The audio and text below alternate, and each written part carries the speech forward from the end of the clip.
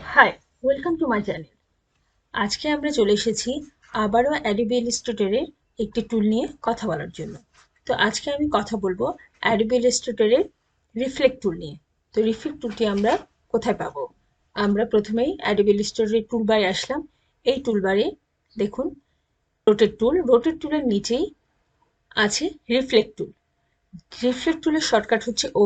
আমরা কিবোর্ডের ও সিলেক্ট করলেই রিফ্লেক্ট টুলটি খুব সহজেই অ্যাক্টিভ করতে পারবো। তো রিফ্লেক্ট টুলটি কিভাবে কাজ করে এটা দেখানোর জন্য আমি প্রথমেই শেপ টুলে আসলাম এবং এইখানে এসে আমি একটি টুল নিব। তো আমি কি টুল নিলাম? আমি প্রথমে একটি পলিগন টুল নিলাম। আমি এটার স্ট্রোকটা একটু বাড়িয়ে নিলাম। এটার স্ট্রোকটা একটু বাড়িয়ে নিচ্ছি। এই শেপটিকে সিলেক্ট করার পরে আমি একটি রিফ্লেক্ট টুল সেট করলাম এবং এই রিফ্লেক্ট টুলটি আমি এই কোণায় এইখানে নিয়ে আসলাম। এই যে দেখুন, এবং আমি কিবোর্ডের অল্টার চেপে এইখানে আমি এটাকে রেখে দিলাম। তো এইটা হচ্ছে এই আমার আগের শেপটার সেম শেপ, একইভাবে এই জায়গাটায় আমি রিফ্লেক্ট করতে পারলাম। এটাই হচ্ছে আমার রিফ্লেক্টের কাজ। এখানে একটি স্টার নিলাম এবং এখানে রিফ্লেক্ট নিলাম। রিফ্লেক্ট টুল নেওয়ার পরে আমি যদি এই রিফ্লেক্ট টুলটাকে এইটার যে রেফারেন্স পয়েন্ট আছে এটাকে আমি এইখানে রাখলাম মাঝখানে, এবং তারপরে আমি কিবোর্ডের অল্টার চেপে আমি স্টারটাকে মাউসের ড্র্যাগ করে এখানে এনে রাখলাম। আমার এই শেপটা, আমার উপরের প্রথম যে শেপটা ছিল সেম আরেকটা শেপ আমি এইটার নিচে ক্রিয়েট করে ফেলতে পেরেছি। এবং আমি যদি এই শেপটার একটু অপাসিটিটা একটু কমিয়ে দিই, দেখুন মনে হচ্ছে না যে এই এই ছবিটা, এই উপরের শেপটার প্রতিচ্ছবি হচ্ছে এই নিচেরটা, এটা রিফ্লেক্ট করেছে। তাই বোর্ডটা ক্লিয়ার করে নিচ্ছি। আমি একটি পেন টুল নিলাম। পেন টুল নিয়ে আমি একটি ড্র করছি।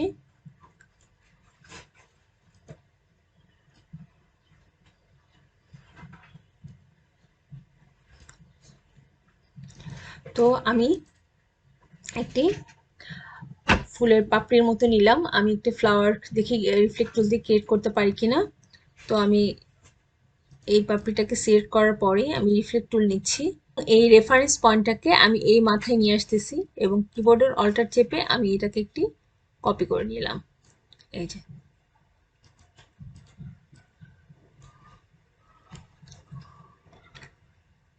এবং এইটাকে আমি গ্রুপ করে দিলাম এবং আবার আমি রেফারেন্সকে সিলেক্ট করলাম, এটাকে আবার এই মাথায় নিয়ে আসলাম। দেখুন এটাকে আবার অল্টার চেপে, তো আমি আবার এই যে পুরোটাকে সেট করলাম এবং এটাকে গ্রুপ করে নিলাম। আবার রিফ্লেক্ট চাপলাম। এই রিফ্লেক্ট টুলের পয়েন্টটাকে আমি এখানে অ্যাঙ্কর পয়েন্টে রাখলাম এবং আবার সেম ভাবে অল্টার চেপে এটাকে এখানে এনে রাখলাম। দেখুন একটা সুন্দর ফ্লাওয়ার তৈরি হয়ে গেছে। এইখানে যে দাগগুলো দেখা যাচ্ছে এটাকে আমি শেপ বিল্ডার টুল দিয়ে একরকম করে দিতে পারি। এই যে দেখুন, আমার একটি সুন্দর একটি ফ্লাওয়ার তৈরি হয়ে গিয়েছে। আমি রিফ্লেক্ট টুল দিয়ে কত সুন্দর একটি ফ্লাওয়ার তৈরি করে ফেলতে পারলাম। এখন আমি যদি একটি ইলিপস টুল নিই, দেখুন এই যে ইলিপস টুল নিলাম। এখন আমি এটার মাঝ বরাবর একটি লাইন টানলাম। তো আমি এটা মাঝ বরাবর লাইন টানার পরে আমি শেপ বিল্ডার টুল দিয়ে আমি এক পাশটা ক্রিয়েট করে দিলাম।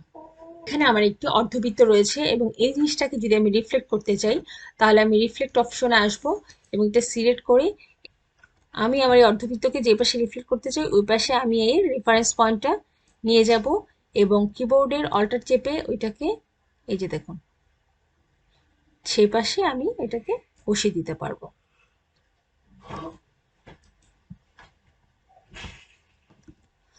এই যে, এইভাবেও আমরা এটা রিফ্লেক্ট করতে পারি। এইখানে আমি দেখি যে আমাদের টাইপ টুল ইউজ করলে এটা রিফ্লেক্ট টুলটি কিভাবে কাজ করে।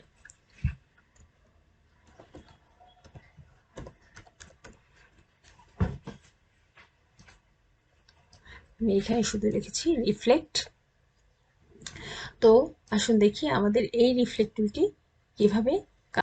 তো প্রথমে আমি এখানে রিফ্লেক্ট লিখলাম, লেখার পরে আমি এটা পুরো এটাকে সিলেক্ট করে আমি মাউসের রাইট বাটনে ক্লিক করে এটাকে ক্রিয়েট আউটলাইন করে নিচ্ছি, এবং এটা ক্রিয়েট আউটলাইন করে নেওয়ার পরে আমি রিফ্লেক্ট টুলটি সিলেক্ট করলাম। এই যে দেখুন মাঝখানে এটা রেফারেন্স পয়েন্ট চলে এসেছে। আমি এই রেফারেন্স পয়েন্টটাকে এটাকে নিচে নামালাম এই যে এই জায়গাটাতে। তারপর আমি কিবোর্ডের অল্টার প্রেস করে এটাকে রিফ্লেক্ট করে দিচ্ছি। তো এই পাশে আমার এটি রিফ্লেক্ট হয়ে গেল। এখন আমি এই লেখাটি যদি একটু অপাসিটিটা একটু কমিয়ে দিতে চাই, এই যে দেখুন এটা অপাসিটিটা কমিয়ে দিলে এই জিনিসটা এমন লাগছে।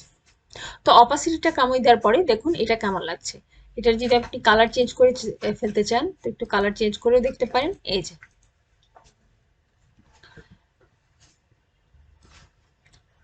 তো রিফ্লেক্ট টুলটির কাজ খুবই সহজ। তো মোটামুটি ভাবে এই ছিল রিফ্লেক্ট টুলের কাজ। ভিডিওটি ভালো লাগলে অবশ্যই লাইক করবেন এবং ভিডিওটি শেয়ার করবেন সবার সাথে। কোনো প্রশ্ন থাকলে অবশ্যই কমেন্ট করবেন, আমার চ্যানেলটিকে অবশ্যই সাবস্ক্রাইব করবেন এবং আমাদের পাশেই থাকবেন। ধন্যবাদ।